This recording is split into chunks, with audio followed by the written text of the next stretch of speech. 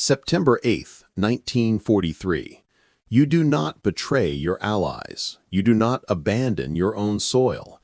You do not imagine that the man who led your nation for 2 decades would one day find himself powerless against a supposed friend. This rule, unspoken but absolute, has governed nations, armies, and families alike. In Rome, generals strode with unshakable certainty, their polished boots echoing in grand halls. In Berlin, diplomats scribbled assurances of loyalty and alliance, believing Mussolini's Italy would stand firm as a bulwark of Axis strength. In the barracks, scattered across the peninsula, soldiers murmured their unquestioning trust, sharing stories of past victories, of campaigns that cemented Mussolini's authority, of battles fought under his banner. No one doubted it. Not even whispers of the Allies' progress in Sicily could unsettle the belief that the pact between Germany and Italy was inviolable. You do not betray a comrade, and you do not abandon a friend. This is more than military strategy. This is the moral compass of nations. You feel it in your bones as you march, as the clatter of boots on stone streets resonates like a heartbeat. The world has always been orderly, predictable. Mussolini commands, Hitler follows. This is the rule everyone trusts. But rules are fragile, and some moments shatter them entirely. The whispers begin in the shadows of Rome, carried by envoys who cross the cobblestone streets under the veil of night. Hitler's plans are not idle thoughts. They are deliberate, meticulously calculated, aimed at reducing Italy from an ally to a conquered territory. Mussolini's allies now plot his containment. The very man you've been taught to trust, the architect of your nation's destiny, may no longer hold the reins. And then the moment comes. Mussolini hears the news. Hitler, his friend, his partner in a grandiose vision of Europe, is preparing to occupy Italy. You can almost imagine the room around him, silent, the air heavy with disbelief. Advisors freeze mid-sentence. Officers' pens hover over maps as if the paper itself might betray them. The unshakable belief that defined 2 decades collapses in an instant. You feel it too, even miles away in your regiment. The idea that your nation could be overtaken by an ally, that your sworn friend could become an invader, is incomprehensible. Your mind races. How could history, loyalty, honor, all the rules you've lived by, dissolve so quickly? And yet here it is, undeniable. Mussolini's silence becomes a command more powerful than any issue to troops, a prelude to chaos. This is the moment when everything changes, when trust shatters, when a soldier like you realizes that the rules you've believed in your entire life no longer apply. You are Domenico Lupo, 32 years old, lean, wiry, and weathered from years of campaigns across Africa and Sicily.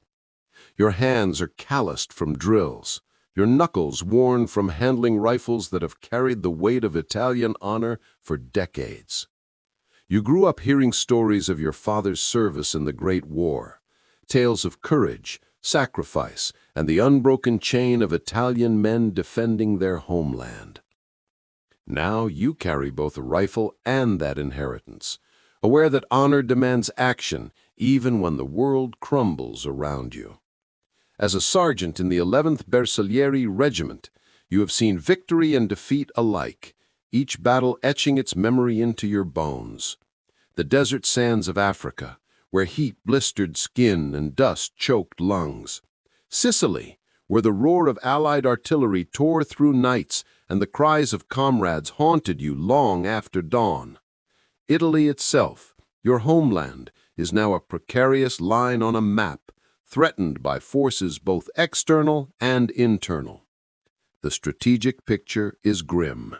The Allies have invaded southern Italy, breaking the southern defenses and pushing relentlessly northward. Germany, once an ally, is now a silent shadow at the gates, poised to take control should Italy falter. Within the palace walls, Mussolini's advisors debate surrender in hushed tones. Orders are vague, morale is brittle, and every soldier is left to interpret their duty in a vacuum of leadership. You sit with your men at night, around a dim fire. The smoke curls into the sky, a reminder that war is everywhere. Rumors circulate. Hitler intends to occupy Italy. Mussolini may be powerless. You know what this could mean. Not just defeat, but betrayal. Your platoon looks to you for steadiness, for clarity, for courage. You swallow your fear, feel it knot in your stomach, and stand taller than you feel. Every detail matters now. The location of your unit, the distance to the nearest roadblocks, the timing of enemy patrols. You memorize every street, every ruined building, every potential vantage point. The moment when the Germans arrive will not wait for preparation. It will be sudden, and it will be merciless. And so you prepare, not for glory, but for survival, not for victory, but for resistance, not for politics, but for honor. You know that when the order comes, you will face not only a superior force, but the betrayal of the man whose name is stitched into your uniform. Tonight, you are poised on the edge of history. Tomorrow, the impossible will demand you act, and only your courage will decide whether your men survive and whether Italy's soul endures, even for a fleeting moment. The morning is heavy with fog, thick enough to swallow sound. You can barely make out 50 yards in front of you, yet the faint rumble of armored vehicles reaches your ears like an omen. 1,500 yards away, shadows drop from the sky. German paratroopers, perfectly silent, moving with mechanical precision, their rifles glinting in the faint sun. You feel the weight of your rifle, the cold steel grounding you, reminding you that survival depends on every heartbeat, every decision. 1,200 yards. The 1st Panzer IV rolls onto the road, its tracks grinding stone with a metallic roar that vibrates through your chest. You hear your men inhale sharply, their tension palpable. 1,000 yards. Smoke curls from distant rooftops where the enemy's airstrikes have already begun.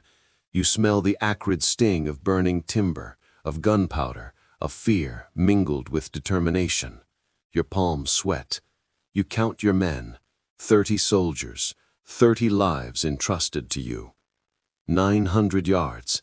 The paratroopers land, silent and deadly. Their boots hit the cobblestones, almost inaudible, but you hear it. You shout, ordering your men into positions behind crumbling walls, overturned carts and piles of rubble. 800 yards. Shells explode nearby. You feel the shock wave, taste dust and grit in your mouth. 700 yards. You hear the enemy's voices, crisp commands in German, calm, precise, terrifyingly confident. You check your ammunition. 600 yards. A tank shell hits a wall 2 buildings down, throwing debris into the air. One of your men, young Pietro, flinches, his rifle trembling in his grip. You clamp a hand on his shoulder. Steady. Hold.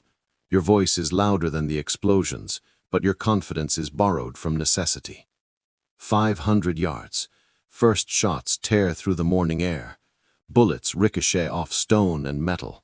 One grazes your helmet. Sparks shower your face. Your ears ring.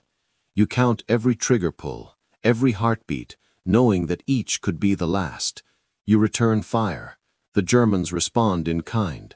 400 yards. Smoke fills your lungs, makes your vision blur.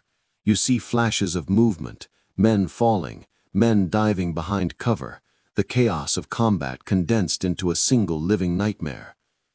300 yards. The German command car glints black against the rising sun.